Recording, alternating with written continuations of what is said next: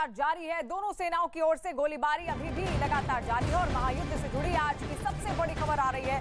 रूसी सेना ने मारियोपोल को घेर लिया है और रूसी सेना ने रविवार तक सरेंडर का अल्टीमेटम भी दे दिया था। मारियोपोल में आज से एंट्री बंद हो गई है। मारियोपोल से कोई भी बाहर नहीं जा सकेगा, यानी कि एंट्री पूरी तरीके से बैन हो गई है। तस्वीरें आप देखिए मारियोपोल शहर का क्या हाल इस वक्त बना दिया गया है। अल्टीमेटम वहां पर सेना को दे दिया गया था, यूक्रेन की सेना को, रूस की सेना की ओर से, कि पूरी तरीके से अब सरेंडर कर दिया जाए। और आज ये ऐलान कर दिया गया है कि मारियोपोल को अब बंद कर दिया जाएगा रूसी सेना द्वारा, क्योंकि रूसी सेना ने वहां पर अपना डेरा जमा लिया है, बुरी तरीके से मारियोपोल के क्षेत्र को घेर लिया है। और तस्वीरें आप देखिए, एक के बाद एक तमाम चीजों को ध्वस्त कर दिया गया है। ड्रोन के जरिए शॉट लिया गया है, ड्रोन के जरिए जो वीडियो शूट किया गया है उसमें आप देख सकते हैं कि सब कुछ राख में तब्दील हो चुका है, सब कुछ ढेर हो चुका है, कुछ भी नहीं बचा है वहां पर। यानी कि साफ संकेत कि आखिर इस युद्ध से कितना नुकसान यूक्रेन झेल रहा है। खासतौर पर जो बॉर्डर एरियाज हैं, जो बॉर्डर पर जो शहर हैं, जो इनकी सीमाएं रूस के साथ लगती हैं, जैसा कि मारियोपोल की तस्वीर आप देख रहे हैं, सबसे बुरा हाल इन्हीं शहरों का हो रहा है। मारियोपोल का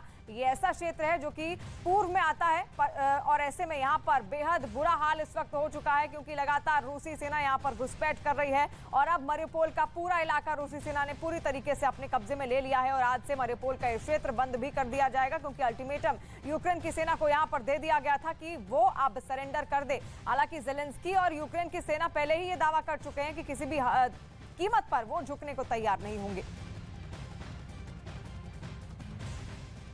और यूक्रेन पर रूस के हमले लगातार जारी है। मारियोपोल पर रूस ने हमले किए और मारियोपोल लगभग 90% तबाह हो चुका है। खार्किव में भी फायरिंग हुई है और रूस की सेना 23 बार गोलीबारी की है। वहीं रूस के हमले में चर्नी पूरी तरह से तबाह हो चुका है। 4 तस्वीरें आप देख सकते हैं। कीव में अलर्ट हो गया है, मारियोपोल पर कब्जा हो गया है, खार्किव में फायरिंग हो रही है और चर्नी में तबाही। यानी कि हर शहर को चुन चुन कर इस वक्त ध्वस्त कर रहा है रूस। और रूस के ये आक्रामक रवैये की वजह से वहां पर जो आम नागरिक है सबसे ज्यादा वो परेशान है, जो अब भी फंसे हुए हैं। लगभग 2 महीने पूरे होने ही वाले हैं, क्योंकि 54 दिन बीत चुके हैं और 7-8 दिन आप और मानिए, उसके बाद 2 महीने पूरे हो जाएंगे रूस यूक्रेन युद्ध को। लेकिन अब भी वही मंजर जस का तस बना हुआ है और अब तो और ज्यादा बुरे हालात हो चुके हैं, क्योंकि कई शहर पूरी तरीके से राख राख हो चुके हैं यूक्रेन के। यूक्रेन को तो नुकसान हो ही रहा है, लेकिन भारी नुकसान रूस को भी पहुंच रहा है, क्योंकि उसके कई सारे अधिकारी इस युद्ध में मारे भी गए हैं, क्योंकि ये दावा खुद यूक्रेन की तरफ से किया गया है। और यूक्रेन के शहरों पर रूस के तेज होते हुए हमलों के बीच यूक्रेन की राजधानी कीव में लगातार युद्ध का सायरन बजाकर स्थानीय लोगों को अलर्ट पर रखा गया है। साथ ही सभी से सुरक्षित स्थान पर और सेटल होने की, शेल्टर होम की तरफ जाने की अपील भी की जा रही है। और आपको बता दें कि रूस ने एक बार फिर से यूक्रेन की राजधानी कीव की तरफ अपने हथियारों का रुख कर दिया है। तस्वीरें आप देखिए, सायरनों की आवाज समझिए कि वहां पर किस तरीके से अलर्ट जारी कर दिया गया है, ताकि लोग खुद को महफूज रख सके, सुरक्षित स्थानों पर जा सके। और साथ साथ ये भी वहां पर कई जो बड़ी इमारतें हैं जिनके जरिए सैटेलाइट इमेजेस के जरिए पहचान की जा सकती है कि आखिर कौन सा शहर कहां पर स्थित है, उनको भी ढका जा रहा है। तमाम स्टैचूज जो वहां पर बने हुए हैं उनको ढका जा रहा है। सायरन की आवाज बजाई जा रही है ताकि लोग इनके जरिए अलर्ट हो जाएं और वो सुरक्षित जगहों पर चले जाएं, क्योंकि कई तरीके के बंकर वहां पर तैयार किए गए हैं, क्योंकि युद्ध की स्थिति से पहले ही वाकिफ था यूक्रेन। और ऐसे में वहां पर हालात पर काबू पाने के लिए कई तरीके के बंकर्स और सुरक्षित स्थान बनाए गए हैं, ताकि लोगों को महफूज रखा जा सके।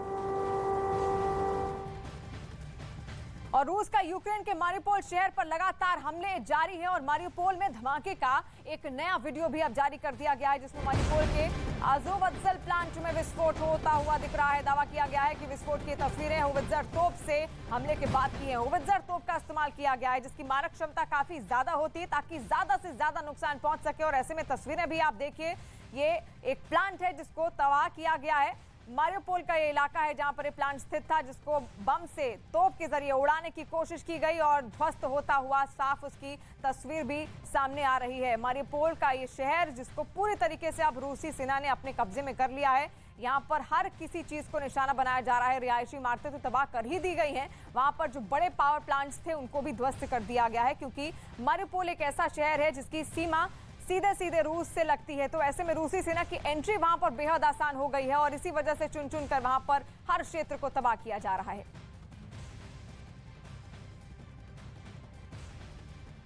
और कीव के आसपास से रूस के सैनिक भले ही लौट गए हों, लेकिन उन्होंने मारियोपोल, डोनेस्क, लुहांस्क जैसे शहरों पर हमले तेज कर दिए हैं।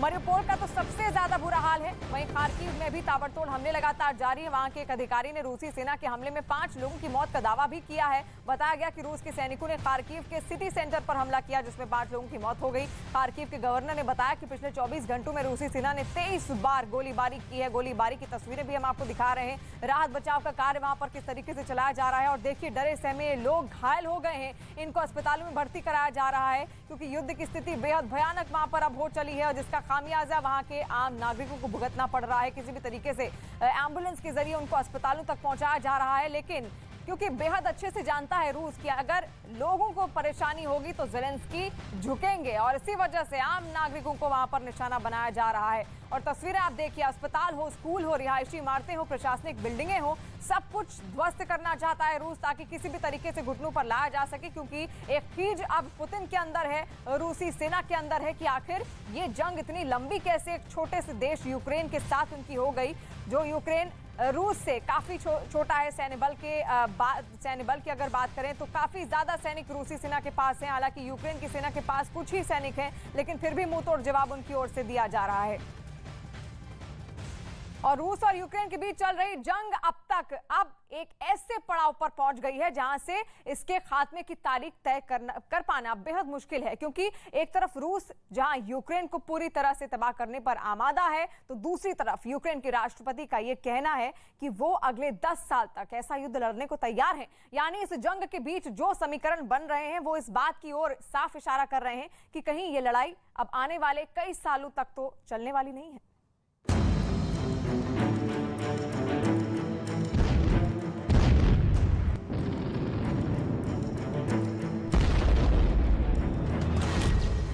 क्या रूस और यूक्रेन के बीच जंग 10 साल चलने वाली है?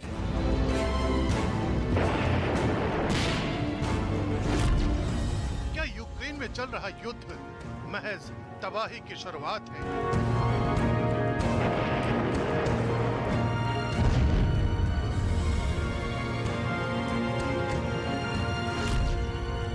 क्या यूक्रेन युद्ध से लिखी जाएगी तीसरे विश्व युद्ध की खौफनाक स्क्रिप्ट?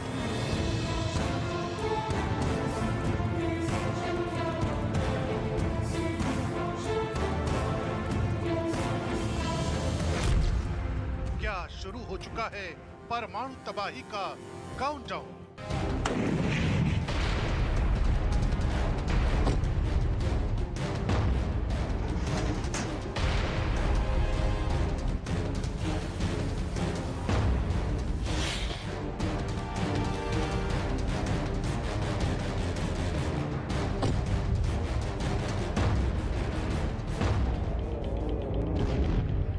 के लिए यूक्रेन में चल रही जंग से कुछ ऐसे ही सवाल निकल कर आ रहे हैं, क्योंकि जिस जंग को लेकर यह दावा किया जा रहा था कि रूस महज चंद दिनों के भीतर इसे जीत लेगा, उसी रूस को यूक्रेन के खिलाफ लोहे के चने चबाने पड़ रहे हैं। भले ही पुतिन की ताकतवर सेना ने अपने दमदार हथियारों से यूक्रेन की चूल्हे हिला दी हैं, लेकिन ज़ेलेंस्की की सेना का हौसला लगातार रूस को भारी चुनौती दे रहा है। अब ये चुनौती कितनी बड़ी होने जा रही है, इस बात का जिक्र खुद यूक्रेन के राष्ट्रपति ने कर दिया है। CNN से बात करते हुए राष्ट्रपति ज़ेलेंस्की ने दावा किया है कि यूक्रेन इस जंग को अगले 1 दशक तक लड़ सकता है। रूस के खिलाफ यूक्रेन अगले 10 साल तक जंग को तैयार है।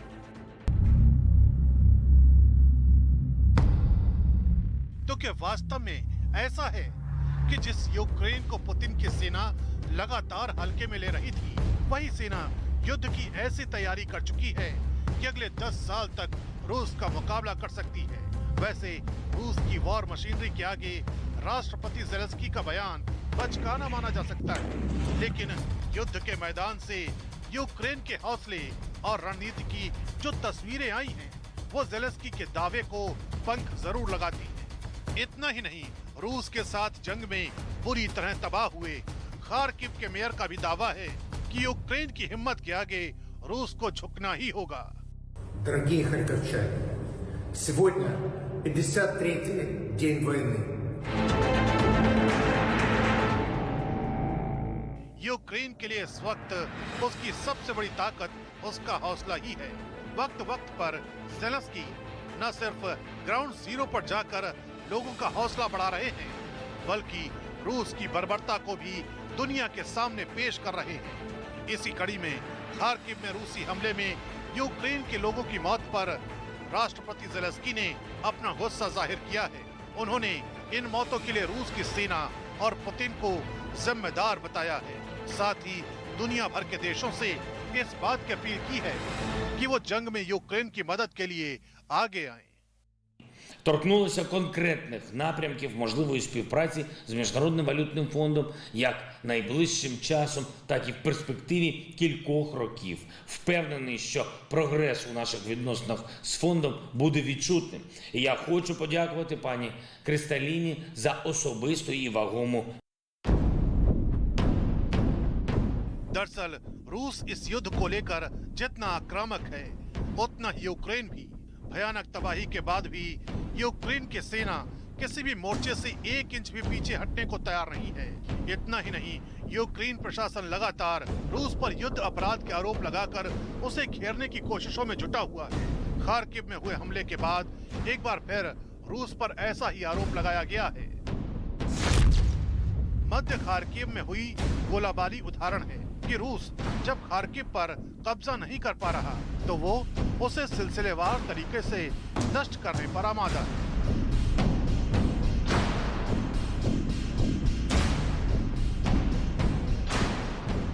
समझना यह भी होगा कि आखिर वो कौन सी ताकत है जिसने यूक्रेन को रूस के सामने अब तक विचलित नहीं होने दिया है। असल में यूक्रेन भले ही छोटा देश है, लेकिन उसके सैनिक जानते हैं कि रूस की सेना युद्ध किस तरह लड़ती है, उसके पास कौन कौन से पैंतरे हैं। यूक्रेन जानता है कि रूस से मुकाबले के लिए रणनीतिक तौर पर मजबूत होना बेहद जरूरी है। यही वजह है कि यूक्रेन लगातार रूस पर वॉर क्राइम का आरोप लगाकर दुनिया के तमाम बड़े देशों का ध्यान अपनी ओर खींच रहा है। और जो सबसे बड़ी बात है वो है ये कि पश्चिमी देशों के 30 से ज्यादा देश यूक्रेन की मदद कर रहे हैं, जबकि नेटो और यूरोप भी इस जंग में यूक्रेन को लगातार हथियारों की सप्लाई कर रहा है।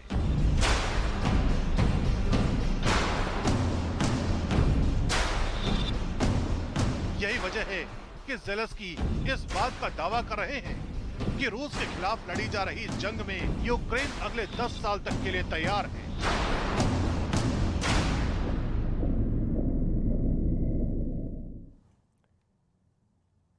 हालांकि इस बीच एक मीडिया रिपोर्ट में दावा किया गया है कि यूक्रेन में जारी जंग में पुतिन को जीत का पूरा भरोसा है। बीते कुछ दिनों से यूक्रेन पर कब्जा न कर पाने की वजह से पुतिन का हौसला टूटने की बात कही जा रही थी, जिसके बाद डेली मेल में छपी इस रिपोर्ट की चर्चा अब जोरों पर है, जिसमें ऑस्ट्रिया के नेता कार्ल नेहामर के हवाले से यह दावा किया गया है कि पुतिन अपनी जीत को लेकर निश्चिंत हैं। उन्होंने यह दावा मॉस्को में पुतिन से हुई मुलाकात के बाद किया। उनका कहना है कि पुतिन इस लड़ाई को देश की सुरक्षा के लिहाज से जरूरी कदम समझते हैं और उनका मानना है कि वो इसे जीतने के करीब हैं।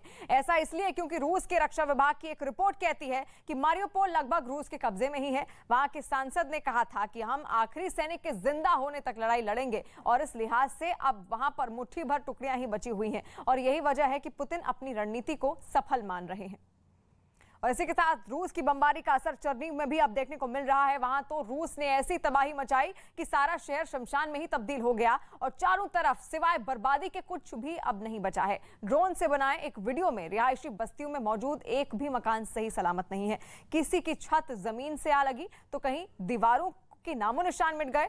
सड़कों पर बख्तरबंद गाड़ियां और ट्रकों के सिर्फ ढांचे ही अब बचे हुए हैं, क्योंकि उन्हें जलाकर पहले ही राख किया जा चुका है। वहीं इन हमलों की वजह से चर्नीव में रहने वाले लोगों के लिए भी शहर खंडहर के अलावा कुछ नहीं बचा। तस्वीरें आप देख रहे हैं किस तरीके से बर्बादी की कहानी ये बयां कर रही हैं और सब कुछ अब वहां पर ध्वस्त हो चला है, क्योंकि रूस के एक के बाद एक कई सारे हमलों में ये खूबसूरत शहर राख हो गया है।